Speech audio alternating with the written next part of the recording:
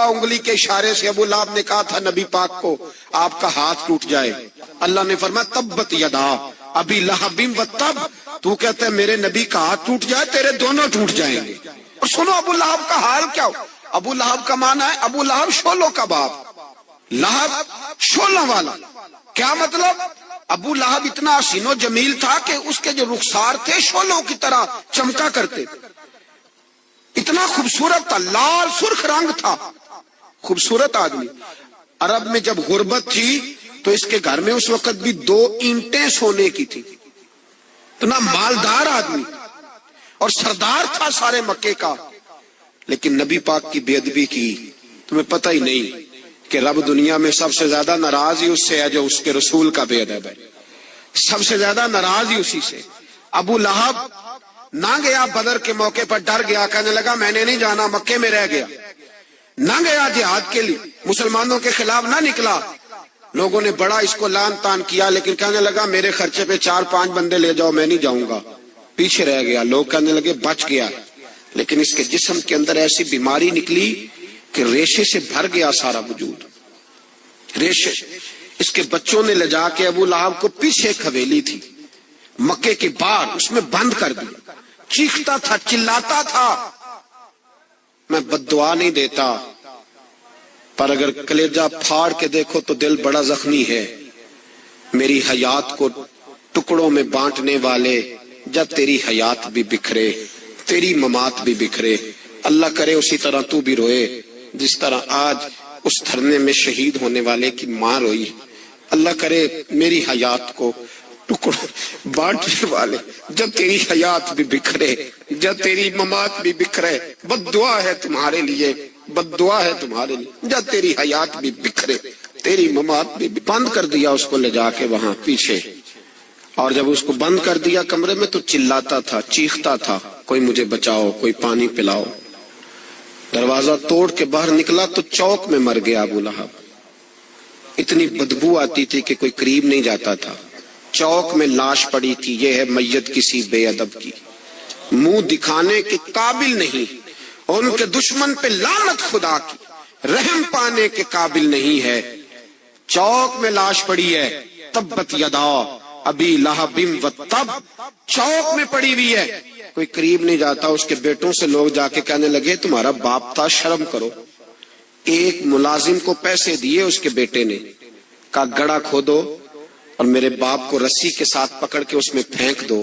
ایک گڑھا کھودا مکے کی گلی میں، اور رسی کے ساتھ پکڑ کر، رسی کے ساتھ باندھ کر اس کی ٹانگ کو گھسیٹ کر اس گڑھے میں ڈال دیا، اوپر سے مٹی ڈال دی، بدبو کا وہ ڈھیر بند کر دیا۔ ابو لہب مکے کا سردار تھا، پر جانے کہاں مردود دفن ہے۔ لیکن میانی صاحب کے قبرستان میں جاؤ، میانی صاحب کے قبرستان میں وہ علم الدین جسے اپنا نام بھی نہیں لکھنا آتا تھا، ہزاروں لوگ روزانہ اس کی قبر پہ کھڑے ہوتے ہیں اور رسول اللہ کی نعتیں سناتے ہیں۔ جا کے دیکھو تو صحیح، منظر کتنا بدل گیا۔ اور جب غازی علم دین شہید کا جنازہ اٹھا تو امیر ملت پیر جماعت علی شاہ صاحب کی چیخ نکل گئی، اور ڈاکٹر اقبال رونے لگے، اور قائد اعظم تڑپنے لگے، منتیں کرتے تھے محمد علی جناح کہ یارو تھوڑے پیچھے تو ہٹو، میرا بھی دل کرتا ہے میں بھی ذرا اسے کندھا دے لوں، ذرا پیچھے تو ہٹو۔ محمد علی جناح جیسے لوگ تڑپتے تھے، اور جب قبر میں اترنے کی باری آئی تو ڈاکٹر اقبال نے ہاتھ باندھے، کہنے لگا دوستو اقبال پہ تھوڑا رحم کھاؤ، اسے میرے ہاتھوں پہ رکھو، قبر میں اتار دیتا، اسے میرے ہاتھوں، قوت عشق سے ہر پست کو کر دے، دور میں اس میں محمد سے اجالا کر دے، اور کی محمد سے فاتون تو ہم تیرے، یہ جہاں چیز ہے کیا لوح و قلم تیرے ہیں۔ اور اقبال کہنے لگے دیکھو میں شعر لکھتا رہا، اور یہ لوہاراں دا منڈا نمبر لے گیا۔ میرے نبی پاک صلی اللہ علیہ وسلم، ایک شخص حضور کے سامنے بیٹھا ہے تو منہ چڑھا چڑھا کے باتیں کر رہا ہے۔ کچھ لوگ نقلیں اتارتے ہیں، اور بزرگوں کی نقل اتارنا اور بزرگوں کی توہین کرنا یہ رب کو سب سے ناپسندیدہ فعل ہے۔ توہین کے انداز میں نقل اتارنا، تو کہتے ہیں منہ چڑھا چڑھا کے باتیں کر رہے تھے، میرے حبیب نے فرمایا نہ ایسے کر، بڑے میٹھے انداز، کیوں اپنے منہ کو بگاڑ رہا، نہ کر۔ کہنے لگا جی ہے ہی ایسا، حضرت ابو ہریرہ فرماتے میں قریب بیٹھا تھا، حضور مسکرا رہے اور نہ کر ایسے، کہنے لگا جی یہ میرا منہ ہے ہی ایسا.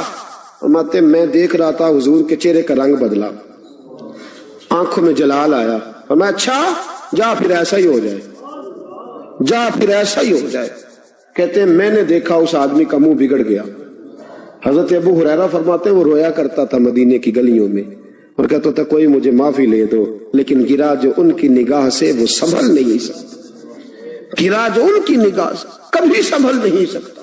کوئی ایسا کام نہ کرے، کوئی ایسا کام نہ کرے کوئی بھی جس سے حدیث صحیح میں موجود ہے بنی اسرائیل کے ایک شخص نے اپنی ماں سے بد دعا لی تھی اور عابد زاہد تھا، لیکن ماں کا نافرمان تھا تو اماں نے کہا جا مرنے سے پہلے تو آزمائش میں مبتلا ہو جائے. رب کی خفیہ تدبیر سے ڈرنا چاہیے. تو مرنے سے پہلے ایسی آزمائش میں ڈال گیا کہ ایک بری عورت نے الزام لگا دیا، لگا الزام، لیکن زمانے میں رسوائی چاروں جانب ہو گئی. تو لوگ آ کے کہتے تھے تیرے ساتھ کیا بنا؟ کہتا کچھ بھی نہیں، میری اماں نے میرے لیے بد دعا کی تھی، اس کا رنگ دیکھ رہا ہوں، کیوں میں نے ستایا اپنی ماں کو. توبہ کر، دعائیں لیا کریں زندگی میں. بد دعاؤں والے کام ہم تو 1 منٹ لگاتے ہیں بد دعا لینے میں، 1 منٹ لگاتے، 1 منٹ. ایک میں بزرگوں کا پڑھ رہا تھا ایک دفعہ اخبار میں، تو ان کی آنکھیں کالی ہو گئی، اندر سے کالی ہو گئی، تو بیچارے نابینا ہو گئے. کسی نے ان سے کہا کہ ہوا کیا؟ تو کہنے لگے ایک شرارتی لڑکے نے میرے آگے کھڑے ہو کے 2-3 دفعہ ریس دی تو دھواں میرے منہ پہ پڑا، تو آنکھوں کے اندر گھس گیا ہے، بڑے علاج کرائے، لیکن اس کی شرارت تھی نا. تو وہ کہتے ہیں میں تو یہی کہتا ہوں کہ اللہ کرے تجھے بھی کبھی یہ معاملہ ہو، تجھے پتا چلے. ہم نہیں باز ہی نہیں آتے، ہم کسی کو تکلیف دینے کا کوئی موقع ہاتھ سے جانے نہیں دیتے. میرے عزیزو یاد رکھو، ڈھونڈا کرو کہاں کہاں کس کس کو ستا بیٹھے، کس کس کی توہین کر بیٹھے، کہاں کہاں ہم نے لوگوں کے بد دعائیں اکٹھی کی. بد دعائیں پیچھا کرتی ہیں، جس طرح دعا پیچھا کرتی ہے بد دعا بھی پیچھا کرتی ہے، وہ پیچھے پیچھے چلتی ہے، وہ تاڑتی ہے. عتبہ نے میرے رسول پاک صلی اللہ علیہ وسلم کی بے ادبی کی، حضور علیہ الصلوۃ والسلام کے چہرہ انور پر اس نے معاذ اللہ ثم معاذ اللہ تھوکنے کی ناپاک جسارت کی. میرے حبیب نے دعا فرمائی یا اللہ اللہم سلط علیہ قلب، اللہ اس پر درندہ مسلط کر دے. ابو لہب کا بیٹا تھا، رات کو جب سوتا تھا تو ابو لہب 2-4 بندوں کو معاوضہ دے کے کھڑا کرتا تھا کہ نیزے لے کے کھڑے ہو جاؤ، میرے بیٹے کے قریب کوئی نہ آئے. توجہ ہے آپ کی؟ نیزے لے کے کھڑے ہو جاؤ. لوگ کہتے تو انہیں نبی بھی نہیں مانتا اور بات ہر ایک مانتا ہے، پیغمبر بھی نہیں مانتا. تو ان کے جملے کہنے لگا میں مانوں نہ مانوں بات الگ ہے، لیکن میرا تجربہ ہے جو اس کے منہ سے نکل جاتا ہے وہ ہو جاتا ہے، جو ان کی زبان اطہر سے نکل جاتا ہے وہ. ایک سفر پہ جا رہے تھے، قیام کرنا تھا، سونا تھا، 4 پہیاں لگی چاروں جانب، تو بیچ میں ابو لہب نے اپنے بیٹے کی 4 پائی لگائی، بیچ میں. جاگ رہے ہیں آپ لوگ؟ ارد گرد دوسرے لوگ سوئے بیچ میں، اور لوگ کہنے لگے تو پاگل ہو گیا ہے، اگر کوئی شیر آئے گا تو باقیوں کو نہیں کاٹے گا، صرف اس کو کاٹے گا. کہنے لگا بد دعا تو اس کے لیے ہوئی ہے، دعائے ضرر تو اس کو ملی ہے، اسی پہ مسلط ہوگا.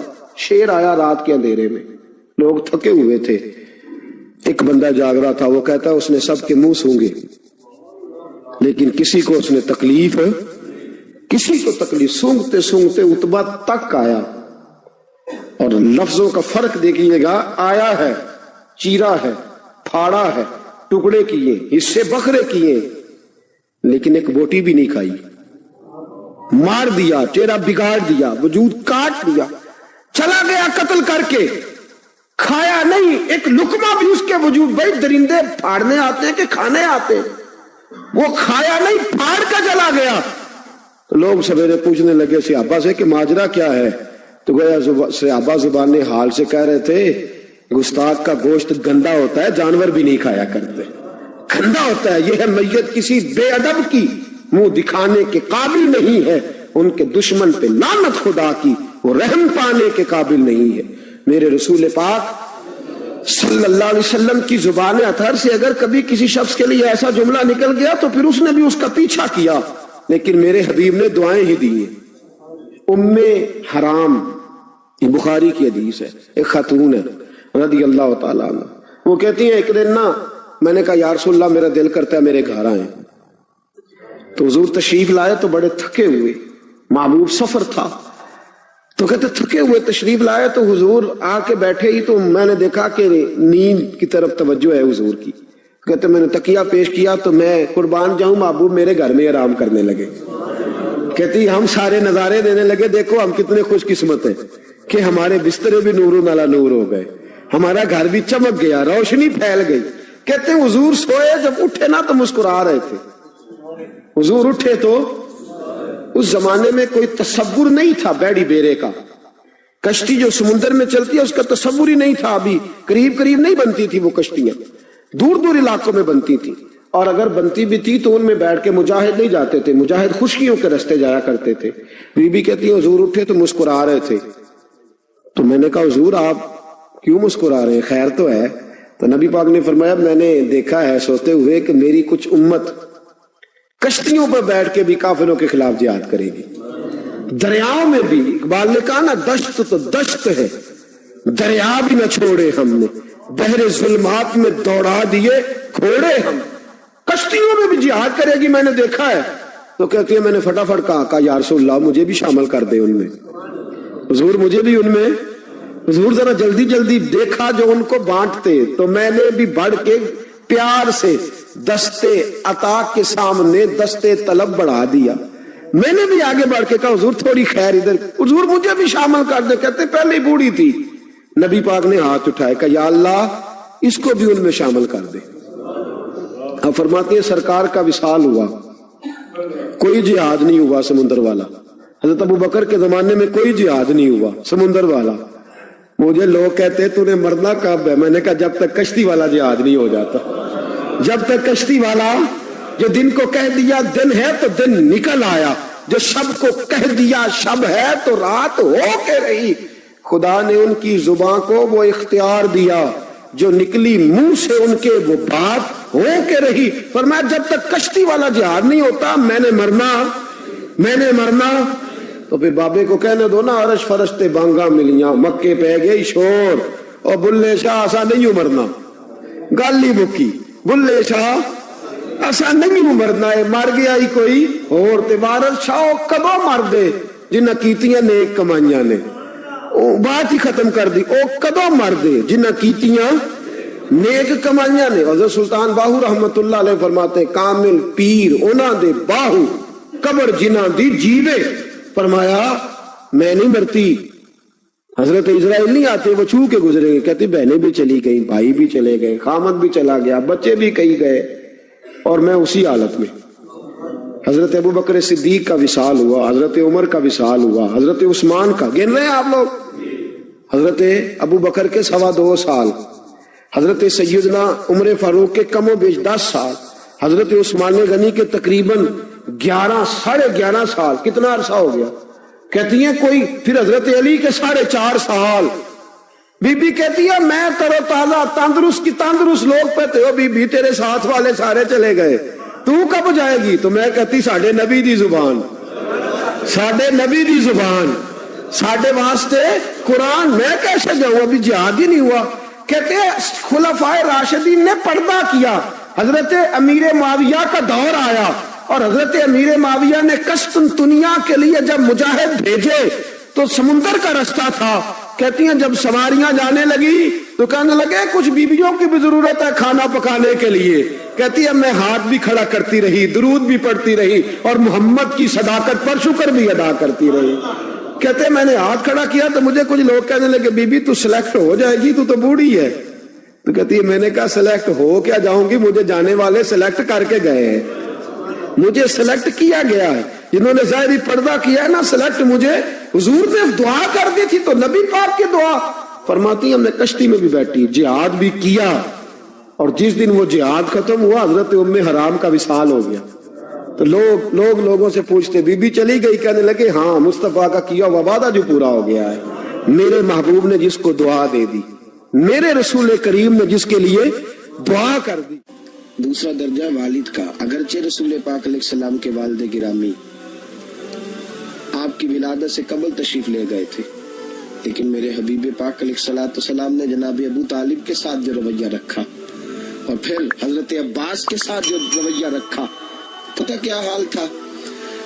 جب رسول پاک علیہ الصلوۃ والسلام فرماتے غربت تھی تو مجھے جناب ابو طالب نے پالا، ان کی زوجہ حضرت فاطمہ بنت اسد رضی اللہ تعالیٰ عنہ جو جناب علی المرتضیٰ کی والدہ ہے، فرماتے ہیں کہ انہوں نے میری بڑی خدمت کی، مجھے گھر میں رکھا، پیار سے رکھا۔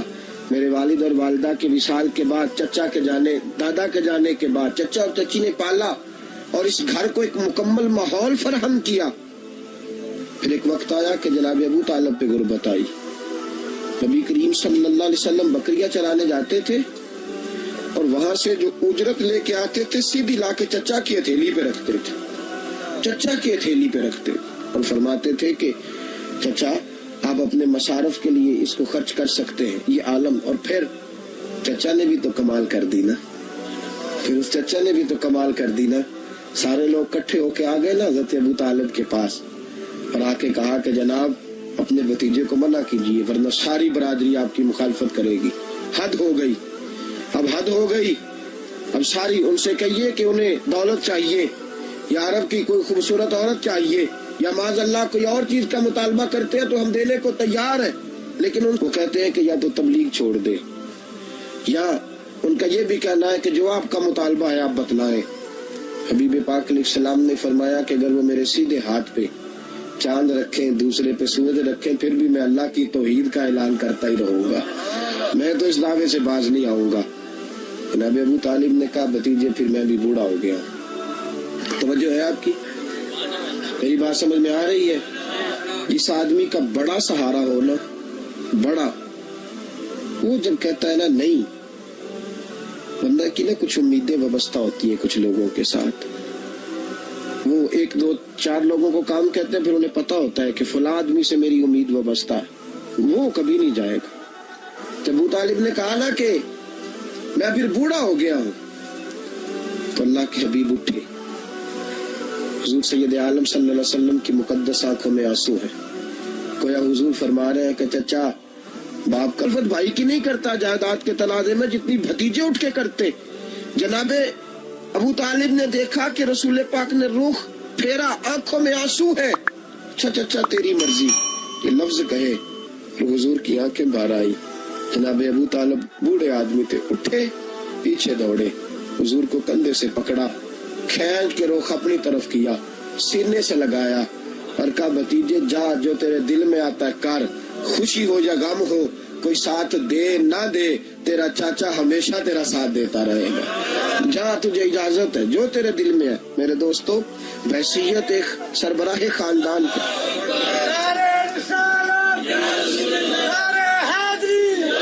اب ان رشتوں کا تقدس، اور پھر جب جناب ابو طالب کا وصال ہوا اور جناب خطیۃ الکبریٰ بھی اسی سال میں گئی تو عام الحزن کہا یہ غم کا سال ہے، یہ غم کا سال۔ رشتوں کا تقدس جو نبی پاک علیہ السلام کے آنے پہ قائم ہوا، قبل اس کے انسانیت اس سے آشنا نہ تھی۔ رشتوں کو جو محبت اور خلوص کا رنگ میرے مصطفیٰ نے عطا فرمایا، دنیا کے کسی قانون میں اس کا تصور بھی نہیں کیا جا سکتا۔ اللہ علیہ کے پاس نے ایک بوڑھی اماں اپنا بیٹا چھوڑ گئی، تو حضرت صاحب نے کوئی 2 4 5 مہینے رکھا، تو بعد میں اس کی اماں کو بلا کے کہا کہ تو بیوہ ہے، بیٹا تیرا یتیم ہے، میں نہیں چاہتا کہ اس کا وقت ضائع ہو، یہ پڑھنے والا کوئی نہیں، سارے نہیں بھائی پڑھنے والے ہوتے، اب یہاں علماء بیٹھے ہیں، میں بے ادب بھی نہ ہو جاؤں، کچھ پورے 8 سال لگا کے بھی آ جاتے ہیں، سند بھی ان کے پاس ہوتی ہے، ناراض نہ ہو جانا، یہ تو سب اچھے لوگ ہیں، سند ہوتی ہے پر پتہ کوئی نہیں ہوتا، یہ اعلیٰ حضرت نے لکھی ہے بات، سند ہوتی ہے، پوری ڈگری ہوتی ہے، اس پہ کئی لوگوں کے سائن بھی ہوتے ہیں۔ تو بہت سارے طالب علم ایسے ہوتے ہیں جو مدارس میں کہتے ہیں میں فاضل فلاں ہوں، لیکن کوئی شے پاس، تو مولانا سردار احمد صاحب محدث اعظم پاکستان رحمۃ اللہ علیہ اس بوڑھی کو کہنے لگے تیرا بیٹا کند دینا ہے، پڑھنا پڑھانا اس نے کچھ بھی نہیں، تو یتیم بچہ ہے، کل کو تو کہے گی کہ میرے بیٹے نے وقت ضائع کیا تو واپس لے جا۔ بوڑھی اماں رونے لگ گئی، کہنے لگی میں پڑھانے تو نہیں لائی تھی، میں تو آپ کو رب کا ولی سمجھتی ہوں، میں تو نوکری کرانے لائی تھی، نوکری۔ حضرت انس بن مالک کہتے ہیں میری اماں بھی حضور کی بارگاہ میں دے گئی تھی، تو حضور کی بارگاہ میں یہ نہیں کہا تھا کہ یا رسول اللہ پڑھا دیں، ہاں میں ذمہ داری سے بات کر رہا ہوں، یہ نہیں کہا تھا حضور مجاہد بنا دیں، یہ تھوڑی کہا تھا کہ یا رسول اللہ صلی اللہ تعالی علیہ وسلم سے مفسر، محدث، محقق، مفتی بنا دیں۔ حضرت انس کی اماں کہہ گئی تھی سونیا جب تک یہ رہے گا نا آپ کی نوکری کرے گا، یہ گھر کے کام کاج کرے گا، ڈیوٹی کرے گا، حضور یہ آپ کی نوکری کرے گا۔ تو میرے محبوب نے پھر دعا کر دی، اللہ اسے برکت عطا فرما۔ تم سمجھتا ہے خدمت والا خالی رہ جاتا ہے؟ جتنا ذائقہ خدمت والے کو ملتا ہے، جو اس کے نصیب میں آتا ہے، وہ کسی کا نصیب کہاں بھائی۔ حضرت انس کہتے ہیں حضور نے دعا کر دی برکت کی۔ مجھے تو کھیتی باڑی آتی بھی نہیں تھی، پر لوگوں کے باغ میں سال میں ایک دفعہ پھل لگتا تھا، میرے باغ میں 2 دفعہ لگتا تھا۔ حضور نے دعا کر دی یا اللہ اسے اولاد دے۔ فرماتے ہیں میرے بیٹے، میرے پوتے، میرے نواسے، میری بیٹیاں، فرماتے ہیں میں زندہ ہوں اور میری 100 اولادیں موجود ہیں۔ پریشان ہو گیا 100 سن کے کہ بچے 2 ہی اچھے، 100 اولادیں میری موجود ہیں۔ حضرت انس مولانا سردار احمد صاحب کے پاس نا چھوڑ گئی بچہ، کہنے لگی حضرت جی میں کو پڑھانے کے لیے تھوڑا چھوڑ گئی ہوں، میں تو اس لیے چھوڑ کے گئی ہوں کہ آپ مہربانی کریں خدمت کرائیں۔ تو حضرت جی کہنے لگے کوئی ایسا کام ہی نہیں خدمت والا کیا کراؤں؟ کہنے لگی پٹھے پوا لیا کرو جی۔ ہن لڑ پہ نے کہنے نے بچے کام کر دیں مدرسے دا، حالانکہ اب کہاں بچے کام کرتے ہیں، اب تو گزر گیا دور، اب تو بچے کام کراتے ہیں۔ اب بچے بھی ناراض ہو رہے ہیں، گور گور کے دیکھ رہے ہیں، صحیح پہ رہا ہوں آپ کو، بچے کام کراتے ہیں، بچے کہاں کام کرتے۔ کہنے لگی یہ چارہ ڈالے کرے گا آپ کی بھینسوں کو۔ تو حضرت نے اس کو کہا کہ بی بی چارہ میری بھینسوں کو ڈالنے کے لیے میں نے بندہ رکھا ہوا ہے، تو جا لے جا۔ کہنے لگی ہاتھ باندھ کے حضور مہربانی کریں رکھ لیں، چارہ ڈالے گا۔ اور پتر توجہ سے چارہ ڈالنا حضرت کی بھینسوں کو۔ رونے لگی، حضرت نے رکھ لیا، مہینے کا خرچہ بھی دیتے۔ شام کو نا وہ سارا دن کام کرتا، شام کو آ کے پیروں میں بھی بیٹھ جاتا، حضرت جی لائیں تیل تھوڑا سا، پیر نہ دبا دوں۔ 8 سال ساتھ والے پڑھتے رہے، یہ بیچارہ نوکری کرتا رہا، میرا روپ بھی نہیں تے میرا رنگ بھی نہیں، اور مینو یار منان دا ٹنگ بھی نہیں۔ کبھی کبھی نا حضرت بلال حبشی فارغ ہوتے نا تو نبی پاک کی بارگاہ میں عرض کرتے حضور کوئی کام تو نہیں، سارے ہو گئے، حضور جاؤں ذرا، چلے جاتے۔ ایک دن سلمان فارسی کہنے لگے یا رسول اللہ یہ بلال کہاں جاتا ہے؟ فرمایا جا دیکھ کے تو آ۔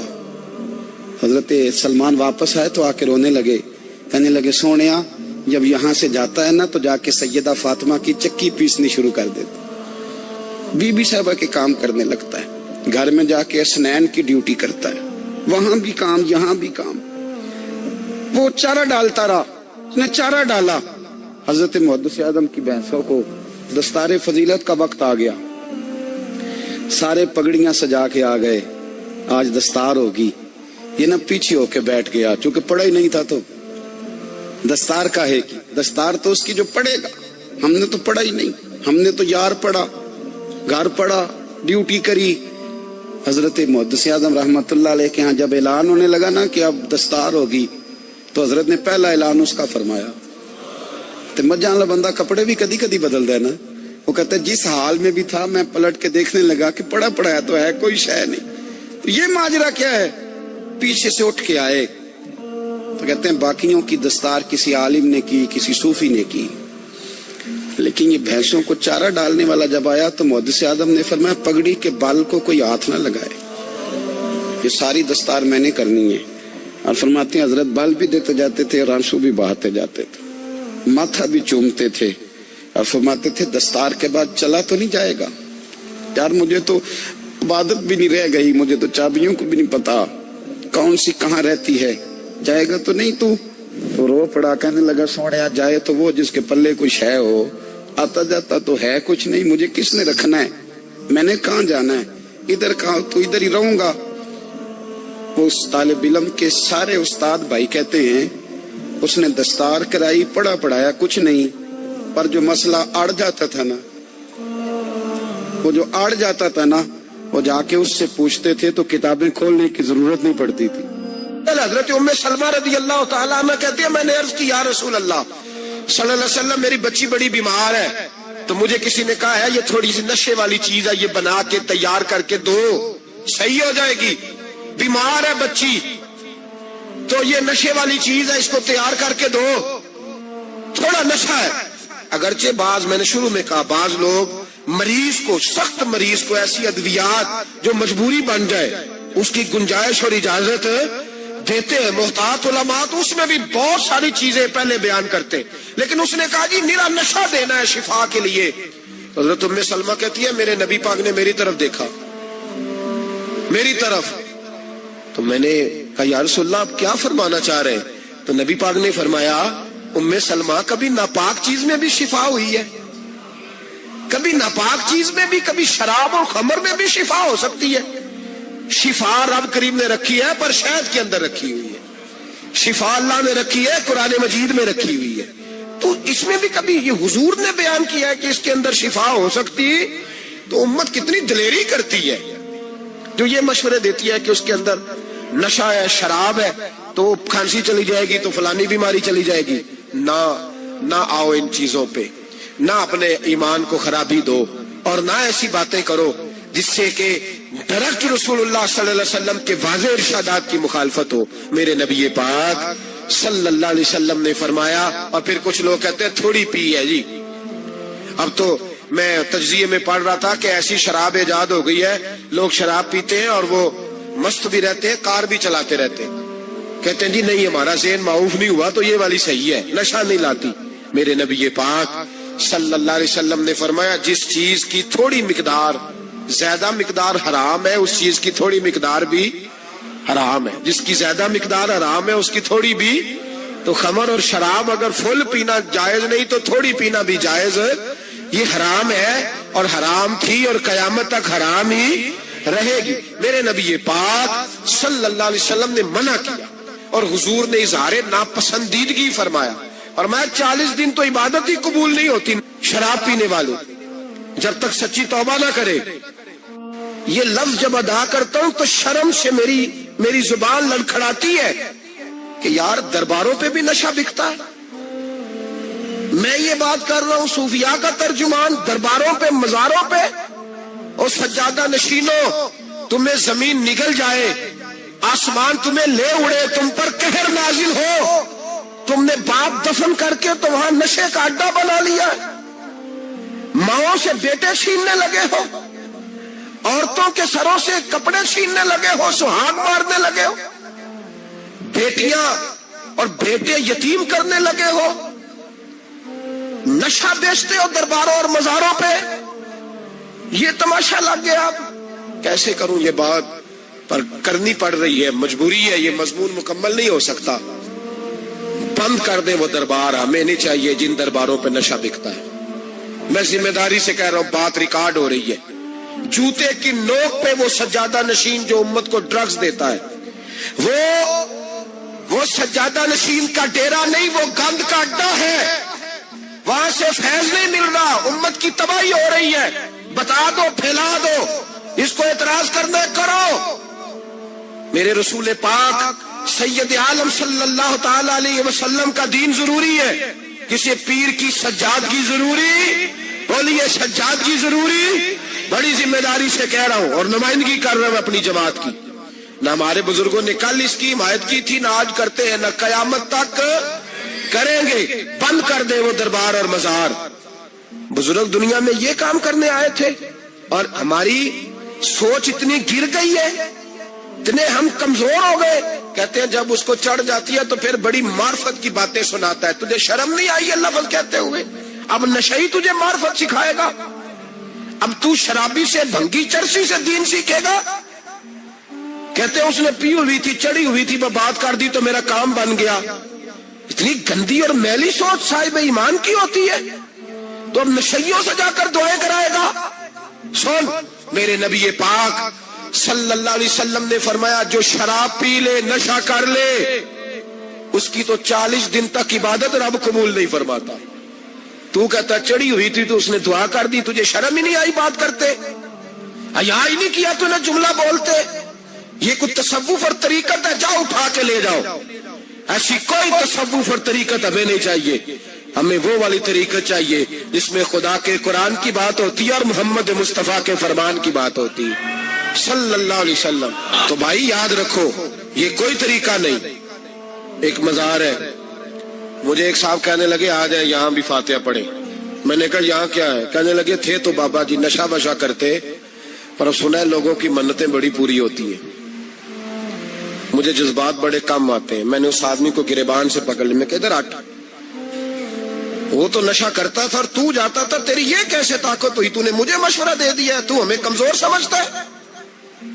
ہم کمزور ایمان کے لوگ ہیں، اور میں یہاں تجھے کہوں گا نہیں نہیں میں یہاں نہیں جاتا، میں وہاں جاتا ہوں۔ بالکل کوئی لگی لپٹی بات نہیں، کھری بات۔ تصوف وہ، دربار وہ جہاں قرآن پڑھا جائے اور رسول اللہ کی حدیث سکھائی جائے، باقی کوئی مطلب نہیں کسی قسم کا۔ میں داتا صاحب کبھی جاؤں نا جلسہ کرنے کسی کام سے، کسی تقریب میں، تو میں داتا صاحب کے مزار پہ نہیں جاتا،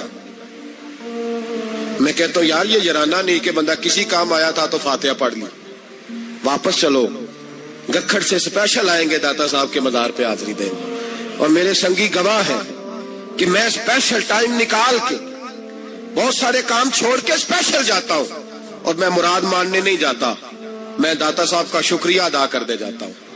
میں ان سے کہتا ہوں حضور آپ کی مہربانی، آپ یہاں آئے تو ہمارے بڑے بھی رسول اللہ کے غلام بن گئے۔ میں تو سلام عقیدت پیش کرنے جاتا ہوں، ہم مزارات پر جانے کے قائل نہیں، بلکہ ہماری تو عقیدت کا درجہ ہی مکمل نہیں ہوتا جب تک ہم مزار پہ سلام نہ کریں۔ پر مزار داتا صاحب کا، مزار خواجہ معین الدین اجمیری کا، مزار غوث اعظم جیلانی کا، مزار محدث اعظم مولانا سردار احمد کا، مزار اولیاء کا، مزار میاں شیر محمد شرف پوری کا، مزار رب کریم کے بندوں کا۔ بھنگیوں چرسیوں کے مزار نہیں ہوتے، اور نام ان مزارات کے قائل ہے، بالکل قائل نہیں ہم۔ میں تھوڑے دن پہلے لاہور گیا تھا، تو میں کار میں میاں صاحب میاں شیر محمد شرف پوری کا ذکر کر رہا تھا، میں اپنے دوستوں سے کہہ رہا تھا یار بہت بڑا بابا ہوا ہے، تو مجھے کہنے لگی کرامت کیا ہے؟ میں نے کرامت یہ ہے کہ ساری زندگی سنت کا درس دیا ہے۔ تو مجھے کہنے لگے آپ کبھی گئے نہیں؟ میں نے کہا میں اسپیشل گیا تھا، اور تھوڑے دنوں کے بعد پروگرام بناؤں گا تو میں ساتھ لے کے جاؤں گا۔ ہم مزارات کے قائل ہیں، حاضریاں دیں گے مزاروں پہ، لیکن بھنگیوں چرسیوں کے مزاروں پر جانے کے قائل ہیں، زور سے بولے، یہاں جانے کے قائل ہیں، کوئی عقیدہ نہیں ہے ہمارا۔ نشہ بکے گا اب مزاروں پہ، اب یہ تصوف ہوگا وہاں، یہ طریقت ہوگی، اور ملت پر رحم کھاؤ خدا را۔ اگر تمہارے قومی ادارے کہتے ہیں رپورٹ کرنے والے کہ 70 لاکھ پاکستانی نشہ کرتا ہے، تو کیا تمہیں یہ نہیں پتا کہ نشہ بیچتا کون ہے؟ کیا تمہیں یہ نہیں پتا کہ ڈرگز کا کاروبار کون کرتا ہے؟ اگر تمہیں یہ پتا ہے تو کیا یہ خبر نہیں تمہیں کہ ان رگوں پر یہ خون اتارتا کون ہے؟ میں اپنے بزرگوں سے معذرت کے ساتھ، نشے کا آغاز، ناراض تو نہیں ہو جائیں گے بزرگ، نوجوانوں کو میں لتاڑ لیتا ہوں لیکن بزرگوں کی عزت کرنا سنت ہے، تو میں بزرگوں سے معذرت کے ساتھ یہ یوں سمجھ لیے خوگرے حمد سے تھوڑا سا گلا بھی سن لے۔ نشہ سگریٹ سے شروع ہوتا ہے، سگریٹ سے۔ میں تمباکو کو حرام نہیں کہتا، یہ فتویٰ نہیں دے رہا، تمباکو کا حکم وہی ہے جو مولی کا ہے، جو کچے پیاز اور لہسن کا ہے، کہ آپ جب کھا لیتے ہیں تو منہ سے بدبو آتی ہے، تو آپ مسجد میں آئے تو آنے سے پہلے مسواک کریں، منہ صاف کریں، پھر آپ آ جائیں، تو جائز ہے، مکروہ ہے لیکن حرام ہے۔ لیکن تمباکو سے آگے جب حالات بڑھتے ہیں، تجزیہ نگاروں نے لکھا ہے کہ ہمارے پنجاب کے کچھ علاقوں میں اب سگریٹ سے نکال کے نا، پہلے بھی بھرتے تھے لوگ اس میں بڑا کچھ، اب پتہ ہے کہ نیا نشہ ایجاد کیا ہے، اب اس کے اندر چربی بھرتے ہیں اور چھپکلی کو مار کے سکھا کے خشک کر کے اس کو پیس کے وہ ساتھ نشے کے ملاتے ہیں، اور اس کا حال یہ ہوتا ہے کہ آدمی کو زیادہ نشہ ہوتا ہے، اور کہتے ہیں وہ اتنا گند ہے کہ وہ آدمی کسی کو دانت بھی لگائے گا تو وہ بندہ بھی بیمار ہو جائے گا۔ کیا یہاں لوگ اسپرٹ نہیں پیتے آپ کے ملک میں؟ اور ہم کبھی سڑک پہ جاتے ہیں تو نشئی کو دیکھ کے مذاق کرتے ہیں، دیکھنا میں ہارن لگاؤں گا تو گاڑی کے ہارن سے گر جائے گا، لیکن تجھے پتا نہیں کہ یہ کسی ماں کا بیٹا ہے، پتا نہیں کسی بیوی کا شوہر ہے۔ ایک ہمارے دوست ہیں، بزرگ ہیں، ان کا داماد فوت ہو گیا، نشہ کرتا تھا، تو میں تعزیت کرنے ان کے گھر پہنچا تو کھڑے ہو گئے ہاتھ باندھ کے، کہنے لگے حضرت صاحب باقی ساری گلاں چھڑ دیو، صرف نشے پہ تقریر کریا کرو. وہ جب جیتا تھا تو تب بھی اس کے بچے یتیم ہی تھے، یتیم ہی تھے. میری بیٹی جب میرے گھر آتی تھی اور میں اپنے پوتوں کے اترے کپڑے اسے پہننے کو دیتا تھا تو میرا کلیجہ پھٹتا تھا. اور میری بیٹی اس کی زندگی میں بھی بیوہ کی زندگی گزار رہی تھی. وہ میری بہوؤں کے اترے ہوئے کپڑے پہنتی تھی. کوئی دعا کرو، کوئی جلسے کرو، یہ لت ختم ہو جائے. اور کہنے لگا اب میرے وہ چلا تو گیا ہے، دادا دادی اس کے پہلے کوئی نہیں، چچا ہے کوئی نہیں، جب تک تو میں زندہ ہوں ان نواسوں کو کوئی روٹی کا لقمہ، کوئی کپڑا مل جائے گا. لیکن سوچتا ہوں میں بوڑھا ہوں، مر گیا تو ان کو کوئی پوچھے گا بھی نہیں، کون ان کی خبر. اتنا ظلم اس قوم سے، اتنی زیادتی. اور آرام سے لکھ کر لوگ گزر گئے کہ یہ 70 لاکھ ہے، ان کا درد تو سمجھو، تکلیف تو سمجھو. 7 فٹ کا سونا جوان اور نشے کا عادی ہے تو کسی نالی میں پڑا ہوا ہے. اور میں نے کہا اس قوم کے ساتھ اس سے بڑا بھیانک مذاق کیا ہوگا. کوئی دانشور تھا بڑا ظالم. اس ظالم سے کوئی مشورہ لینے آیا، اس نے آ کے کہا تو بڑا ظالم ہے، بڑے کڑوے مشورے دیتا ہے، میرا ایک دشمن ہے، میں اس سے بدلہ لینا چاہتا ہوں، میرا دل کرتا ہے اس کا بچہ قتل کر دوں تاکہ وہ تڑپے. تو ظالم نے کہا اسے قتل نہ کر، وہ تو اس کا باپ 2-4 مہینے رو کے چپ کر جائے گا. پھر میں سخت سزا دینا چاہتا ہوں، مشورہ دے. تو اس نے کہا اس کے بچے کو نشے پہ لگا دے. جس کا بچہ نشہ کرے گا وہ باپ روز مرے گا، روز جیے گا، اور وہ ماں روز مرے جیے گی. نشے پہ لگا دے. اس قوم کے ساتھ سب سے بڑا ظلم یہ ہوا کہ ملت کا جوان نشے پہ لگ گیا، ڈرگز پہ لگ گیا. اتنے تباہ حالات ہوئے کہ جوان چڑھتی جوانیاں. اماں نے کتاب دے کے بھیجا تھا اور کالج سے واپس آئے تو نشے کے ٹیکے ہاتھوں میں پکڑے ہوئے، ٹیکے. اور آپ کے اس ملک کے اسلام آباد میں ایک دن میڈیا نے وہ خبر بھی وائرل کی اور وہ چیز بھی دکھائی لوگوں کو. 3 مہینے کا بچہ لے کے نشئی سڑک پہ آ گیا. اس نے کہا میرا نشہ ختم ہو گیا، میرا بچہ خرید لو، 2 پڑیاں دے دو. تو وہاں بیبیاں جو سن رہی تھی وہ بھی چیخیں مار کے رو رہی تھی. یہ ظلم کیا اس قوم کے ساتھ. اور کرپشن کی لعنت نے اجازت دی سپلائی کرنے والوں کو کہ گلی گلی بیچے، گلی گلی. انہوں نے کچھ تھوڑا ظلم نہیں کیا ان حکمرانوں نے. اور ہماری اپوزیشن اس کو نہ صرف اتنا پتا ہے کہ یہ جائیں اور ہم آئیں، اس سے زیادہ کوئی غرض نہیں. بھائی کرپشن کے خلاف نکلے ہو تم، نشے کے خلاف کس دن نکلو گے؟ جوئے کے خلاف کس دن؟ قوم تو مر رہی ہے نشے سے، اس کے خلاف میدان میں کب آؤ گے؟ صرف اتنا ہے کہ یہ جائیں اور ہماری باری آئے، اس سے زیادہ کچھ نہیں.